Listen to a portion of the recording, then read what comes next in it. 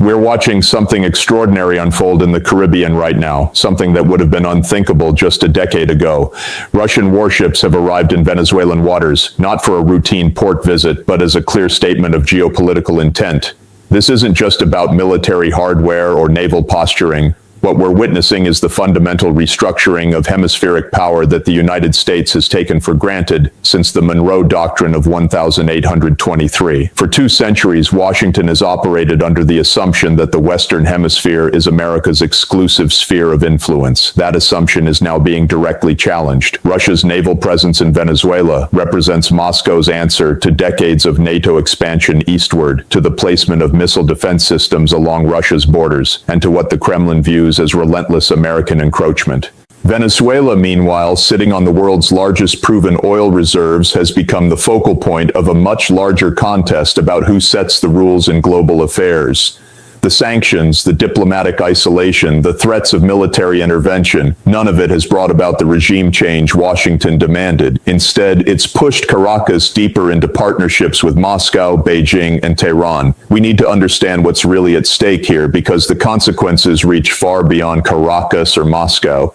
This is about whether we're moving toward a multipolar world or clinging to a unipolar order that no longer reflects global realities. Let me take you back to understand how we arrived at this moment, because nothing in geopolitics happens in isolation. The story of Russian warships in Venezuelan waters is really the story of American foreign policy over the past 3 decades, and how that policy has systematically alienated potential partners while driving adversaries into each other's arms. When the Soviet Union collapsed in 1991, the United States stood at an unprecedented moment of global dominance. We had won the Cold War, or so the narrative went. American policymakers believed we had reached what Francis Fukuyama famously called the end of history, the final triumph of liberal democracy and market capitalism. But what did we do with that moment? Instead of building a genuine framework for global cooperation, instead of integrating Russia into European security architecture, instead of creating institutions that reflected the interests of all major powers, we chose expansion and dominance. I remember the debates in the 1990s about NATO expansion. There were voices, wise voices, warning that pushing NATO eastward would be seen by Russia as a fundamental threat.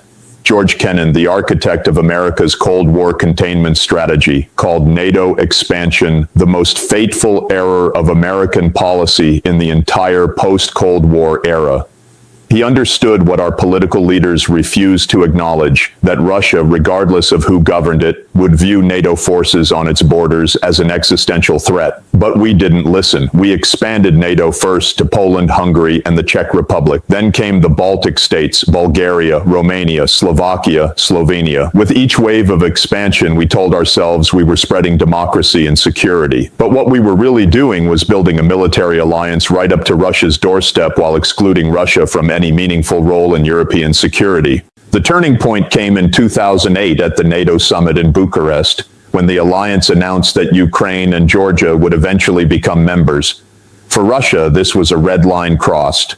Ukraine isn't just another country to Russia, it's the cradle of Russian civilization, the birthplace of the first Russian state in Kyiv. The idea of NATO forces in Ukraine, of American missile systems just a few hundred miles from Moscow, was something no Russian government could accept, regardless of its political orientation. And yet we pushed forward, believing that Russia was too weak to respond, that history was on our side, that we could reshape the entire post-Soviet space according to our preferences without consequences. Now, you might ask, what does all of this have to do with Venezuela? Everything, because American foreign policy has followed the same playbook in Latin America that it followed in Eastern Europe. We've assumed that the Western Hemisphere is ours to manage, that governments in this region exist at our pleasure, and that any country that defies Washington must be isolated, sanctioned, and ultimately overthrown. Venezuela's story is particularly instructive. Hugo Chavez came to power in 1999 through democratic elections, winning with a platform of using Venezuela's oil wealth to benefit the poor majority rather than the traditional elite. Whatever you think of Chavez's policies, and there's plenty to criticize, he was democratically elected.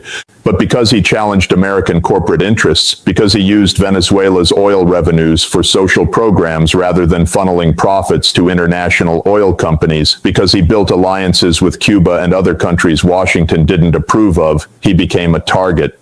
The United States supported a coup against Chavez in 2002. It failed, but our hostility never wavered. When Nicolas Maduro succeeded Chavez after his death in 2013, Washington intensified the pressure. We've imposed wave after wave of sanctions, not targeted sanctions against specific individuals, but comprehensive economic sanctions designed to strangle the entire Venezuelan economy. These sanctions have blocked Venezuela from accessing international financial markets, prevented the country from selling its oil, frozen billions of dollars in Venezuelan assets, and created a humanitarian catastrophe. The United Nations estimates that tens of thousands of Venezuelans have died as a direct result of these sanctions. Millions have fled the country, creating a refugee crisis throughout Latin America. And what was the justification? Democracy and human rights, we're told. But if we cared about democracy, we wouldn't be partnering with Saudi Arabia, Egypt, or dozens of other authoritarian regimes. The real issue is that Venezuela refused to accept American dominance. This brings us back to Russia's naval presence.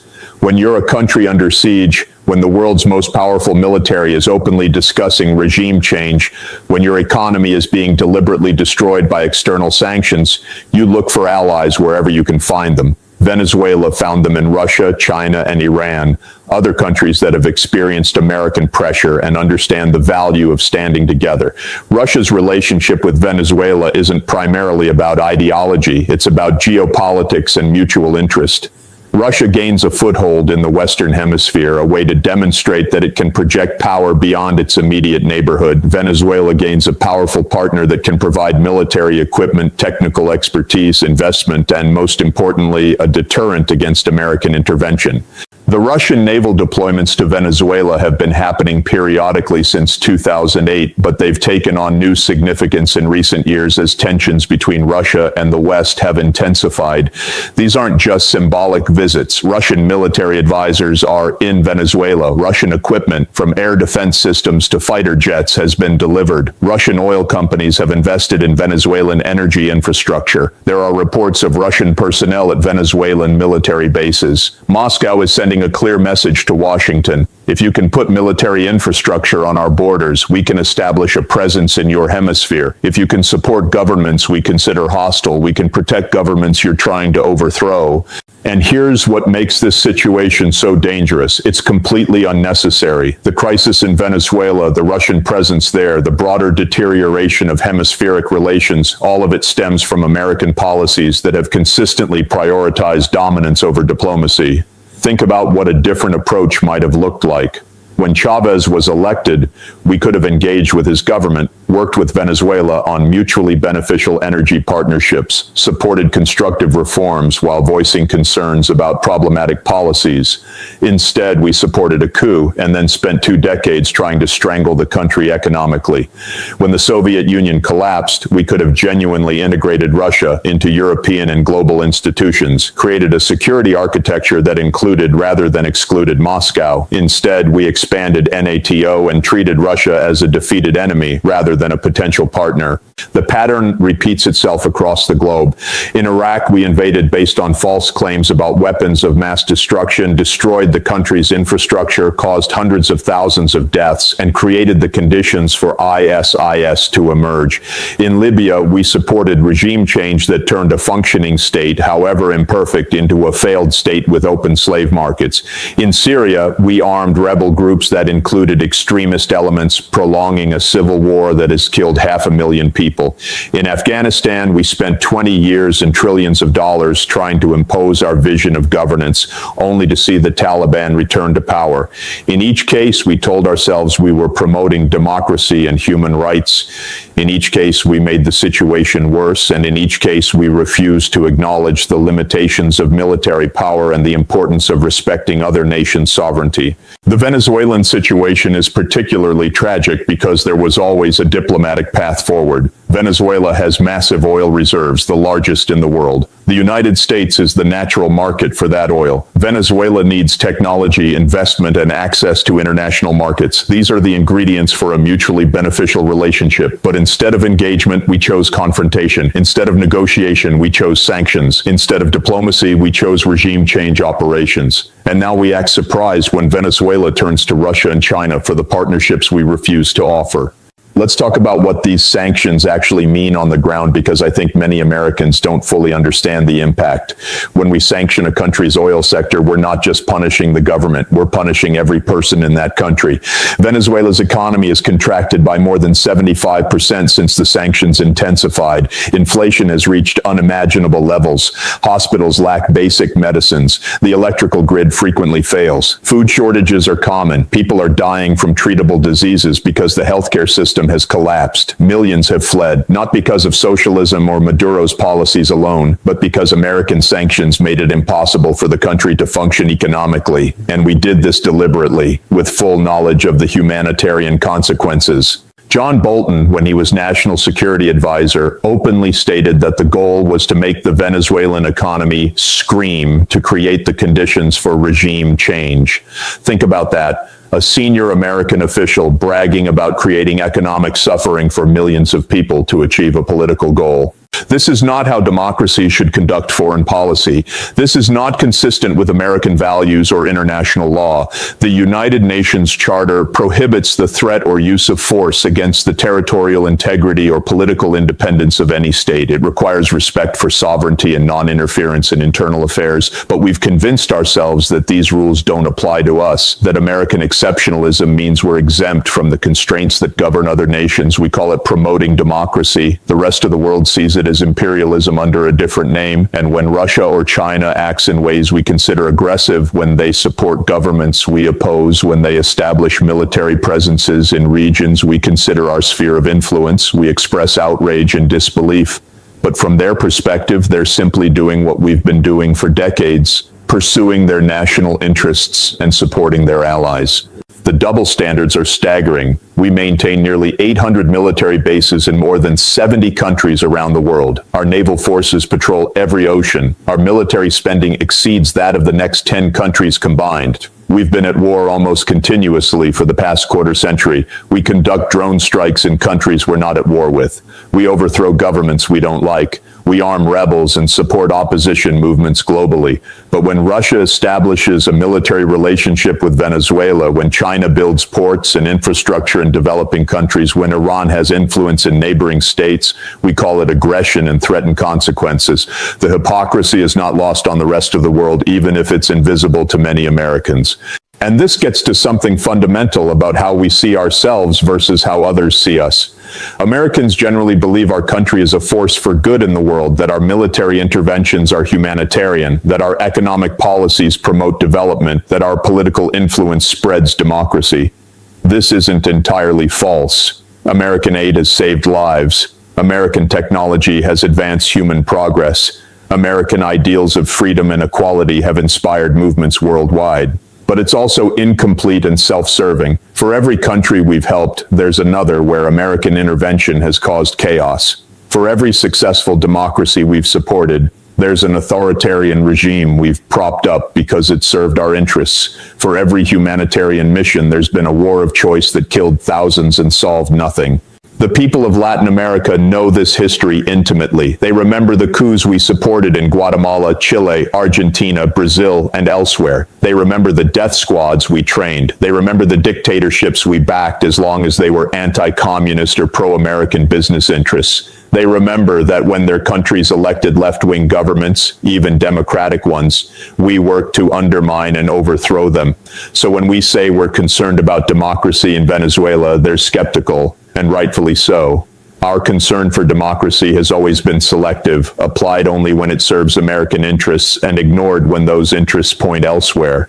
This is why Russian ships in Venezuelan waters should worry us, not because Russia is inherently evil or expansionist, but because their presence there is a symptom of our failed policies. It's a symptom of a foreign policy that creates adversaries unnecessarily, that sees every issue as a zero-sum contest, that refuses to accept a world where American power is not absolute. The world is changing. Economic power is shifting eastward. New powers are rising. The unipolar moment that followed the Cold War was brief and is now over. We're entering a multipolar world whether we like it or not. The question is whether we'll adapt to this reality through diplomacy and cooperation, or whether we'll try to maintain dominance through military force and economic coercion, risking conflict and chaos in the process. I look at Venezuela and I see a microcosm of these larger failures, a country with immense natural wealth reduced to poverty and dysfunction through a combination of domestic mismanagement and external pressure, a population suffering not because change is impossible, but because the path to change has been blocked by sanctions and intervention, a government that has become more authoritarian in part because it's under siege, because governments rarely become more democratic when they're fighting for survival against external threats. And now foreign powers establishing a military presence, turning Venezuela into a potential flashpoint for great power conflict, all because we couldn't accept that a country in our hemisphere might choose a path we didn't approve of. The solution isn't complicated, but it requires something American foreign policy has lacked for decades: humility. We need to acknowledge that regime change operations don't work, that sanctions harm ordinary people more than governments, that military intervention creates more problems than it solves. We need to lift the sanctions on Venezuela and allow the country to recover economically. We need to engage diplomatically with the Maduro government, working toward elections and political reforms through negotiation rather than coercion. We need to respect Venezuela's sovereignty and accept that Venezuelans, not Americans, should determine their country's future. And we need to do this not just for Venezuela, but as part of a broader shift in how we engage with the world. This means talking to Russia about security guarantees that address their legitimate concerns while protecting the sovereignty of neighboring states.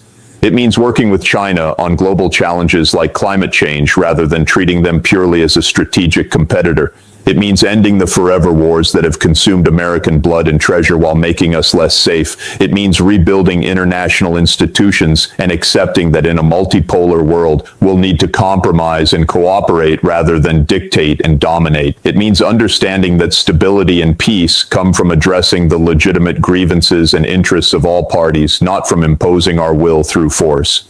None of this means abandoning American values or interests. It means pursuing them more wisely. A Venezuela that can sell its oil and trade freely is a Venezuela that's more stable, more prosperous, and ultimately more democratic than a Venezuela under siege. A Russia that's integrated into European security architecture is a Russia that's less threatening than one that's excluded and antagonized. A China that's invested in global institutions is a China that has incentives to play by international rules. A United States that leads through example and cooperation is more influential than one that leads through threats and coercion. But we're going in the opposite direction. We're militarizing our competition with China. We're fighting a proxy war with Russia and Ukraine. We're maintaining sanctions on a third of humanity. We're spending more on our military than ever before while our infrastructure crumbles and our social problems multiply. And we're doing all of this while telling ourselves we have no choice, that we're defending democracy and freedom, that our adversaries forced us into these positions. It's not true. We have choices. We've always had choices. We've simply made bad ones repeatedly because our foreign policy establishment is trapped in outdated thinking that sees the world through the lens of dominance and control rather than cooperation and mutual interest. The Russian Navy in Venezuela is a warning sign. It tells us that our approach isn't working, that other powers are finding ways to counter American pressure, that the costs of our interventionist policies are mounting. We can heed that warning and change course, or we can double down and risk escalating conflicts that serve no one's interests. The choice is ours, but we need to make it consciously and honestly, without the self-deception that has characterized American foreign policy for too long. The world is not ours to control. Other nations have legitimate interests and grievances. Military power has limits. And in an interconnected world facing common challenges from climate change to pandemic disease to economic instability, cooperation isn't just morally right, it's practically necessary. That's the lesson of Russian ships in Venezuelan waters if we're willing to learn it. The question is whether we will.